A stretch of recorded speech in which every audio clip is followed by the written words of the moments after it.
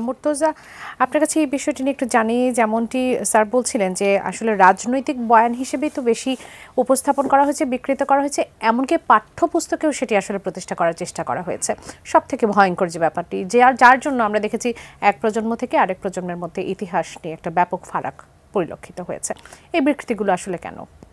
একটি হচ্ছে মুক্তিযুদ্ধের ইতিহাসের বিকৃতির যে কথা প্রশ্নটা আপনি করলেন এবং স্যার যে ব্যাখ্যাটা দিলেন, সেই ব্যাখ্যার সঙ্গে তো দ্বিমতের কোনো সুযোগ নাই। এখানে তো একমত পোষণ করে কয়েকটি কথা বলার আছে। সেই একমত পোষণের জায়গায় আপনার মূল যে আলোচনার জায়গাটা, যে ৫৪ বছরের বাংলাদেশ কেমন আছি আমরা, যদি এই জায়গাটা নিয়ে একটু বলে তারপরে যদি আমরা আসি এখানে, যে দেখেন ৫৪ বছরের বাংলাদেশ কেমন আছি, আমাদের জীবনে বহু কষ্ট, দুঃখ, যন্ত্রণা, বেদনা, অপ্রাপ্তি বহু কিছু আছে। কিন্তু সেই সব কিছু মিলিয়েও যদি আজকে এই ৫৪ বছর পরে এসে আমরা যদি মুক্তিযুদ্ধ থেকে ৫৪ বছর এই জায়গাটা নিয়ে যদি আলোচনা করি বা ভাবতে চাই, যে আমরা এই যে আজকে একটি স্টুডিওতে বসে কথা বলছি, ৫৪ বছর আগে আজকের এই দিনটিতে যদি পাকিস্তানিদের বিরুদ্ধে আমরা যুদ্ধ শুরু না করতাম, এত মানুষ যদি এভাবে জীবন না দিতেন, ৩০ লক্ষেরও অধিক মানুষ যদি জীবন না দিতেন, ২ লক্ষেরও অধিক নারী যদি আত্মত্যাগ না করতেন, আরও কত অজানা কাহিনী আছে সব আমরা জানি না। এই জীবন দেওয়ার ঘটনাগুলো যদি না ঘটতো, এই ঘটনাগুলো যদি না ঘটতো, আমার ধারণা যে এটিএন বাংলা বা এটিএন নিউজ বা বাংলাদেশের আরো 10টি চ্যানেল আমাদের অস্তিত্ব আসলে থাকতো কিনা সেটা নিয়েও সন্দেহ থাকতো না। আপনি হয়তো ওই চেয়ারে বসতেন না, আমি হয়তো এই জায়গাতে কথা বলতে পারতাম না বা থাকতাম না, এরকম একটা জায়গায়। তো সেরকম একটা জায়গার থেকে একটা স্বাধীন জাতি আমরা, মুক্তিযোদ্ধারা, ওই প্রজন্ম বাংলাদেশকে আমাদেরকে একটা স্বাধীন দেশ হিসেবে দেশ উপহার দিয়ে গেছে। সুতরাং এই যে প্রাপ্তি, এর চেয়ে বড় কোনো প্রাপ্তি হতে পারে না। এটা হচ্ছে একটা দিক।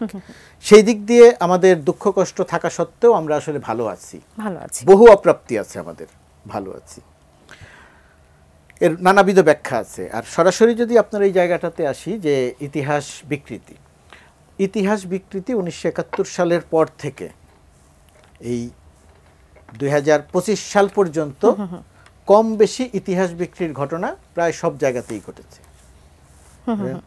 ১৯৭১ সালে মুক্তিযুদ্ধ, স্বাধীনতা, ৭২ সালের যে গণপরিষদ, সেই গণপরিষদেই বাংলাদেশে যে বাঙালি ছাড়া আর যে সমস্ত জনগোষ্ঠী আছেন, পার্বত্য চট্টগ্রামের পাহাড়িরা, চাকমা, মারমা থেকে শুরু করে, তাদেরকে আমরা স্বীকৃতি দেইনি। এটা এক ধরনের সবচেয়ে বড় বিকৃতির সূচনা হয়েছে ওই সময় থেকে।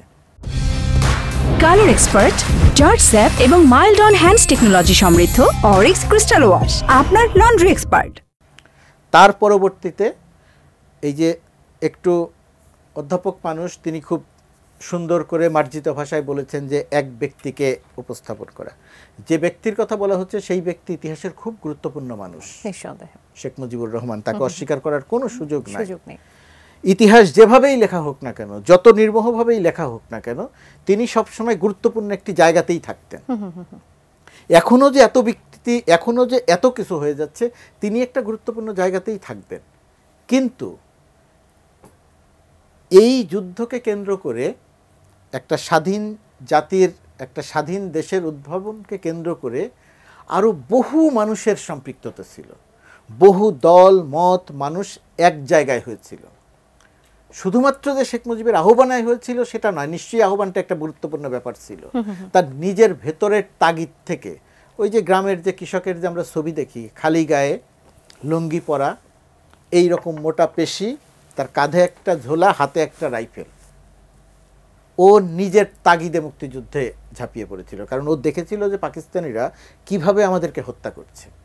তো এই সারা দেশের মানুষ সেই এক জায়গাতে জড়ো হয়েছিল, মুক্তিযুদ্ধ করেছিল, যে কারণে আমরা স্বাধীন হয়েছিলাম।